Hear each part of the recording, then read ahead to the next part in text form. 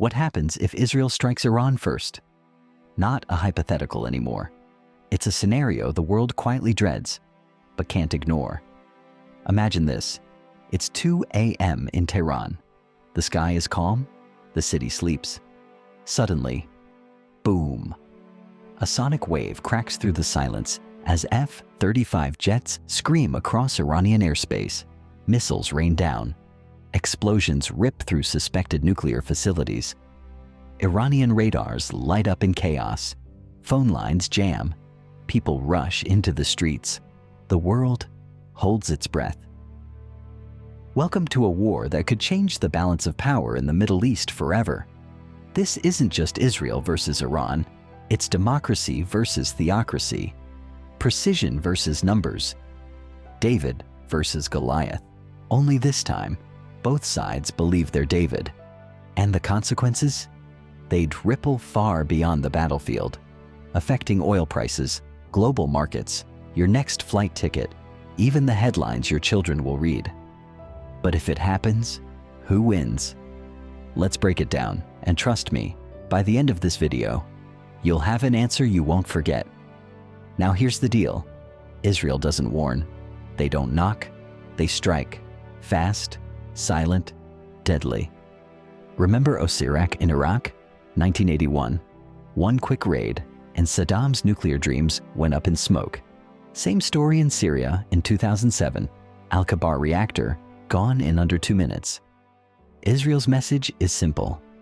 We don't let our enemies build nukes, ever. And Iran? It's not building nukes, they say. But satellite imagery, intelligence leaks, and top-secret documents hint otherwise. Enough for Israel to take no chances. So, let's say the operation is a go. Phase 1, covert action, cyber attacks. Lights out across key Iranian command centers. Power grids collapse. Nuclear centrifuges spin out of control. Boom. Physical sabotage meets digital chaos. Phase 2, airstrikes. F-35 Adirs, Israel's crown jewel stealth fighters, soar in. Low radar profile, loaded with bunker-busting bombs. Target?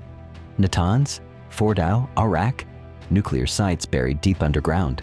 But Israel's bombs go deeper. But here's the twist. Iran knew this day might come. Their facilities? Hardened, hidden, some even under mountains. So the mission isn't clean. Some jets return scratched, some don't return. Now comes Iran's response.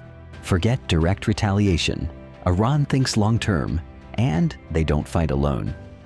Within hours, Hezbollah unleashes 10,000-plus rockets into northern Israel from Lebanon. Cities like Haifa and Tel Aviv go on full alert. Iron Dome works overtime. David's sling intercepts the big ones. But not everything gets through. Some hit. Civilians die. Fear spreads. Then Yemen's Houthis fire drones. Iraq's Shia militias activate. Syria? A chessboard of moving pieces. Israel now fights on 3, 4, maybe 5 fronts. And what about the Strait of Hormuz? Iran could block it, choking 20% of the world's oil. Oil prices triple overnight. You feel it at the pump. Global recession? A real possibility, and here's the part no one wants to talk about. What if Iran strikes US bases in the region? Or worse, what if America joins in? Suddenly, we're not talking about a regional conflict. We're talking about World War III. Russia backs Iran, at least diplomatically. China issues warnings. Saudi Arabia and the UAE start sweating. The entire region is a powder keg, and the fuse has been lit. But let's pause. Because behind all this fire and fury, there's strategy. Israel's advantage? Technology, air superiority. Nuclear ambiguity, they never admit it, but everyone knows. Cyber warfare, world-class intelligence, and unwavering resolve. Iran's advantage? Manpower, geography, proxy depth, patience, and a scary ability to absorb pain. Israel can win a battle, but can they win the war? Because unlike Iraq or Syria, Iran is big.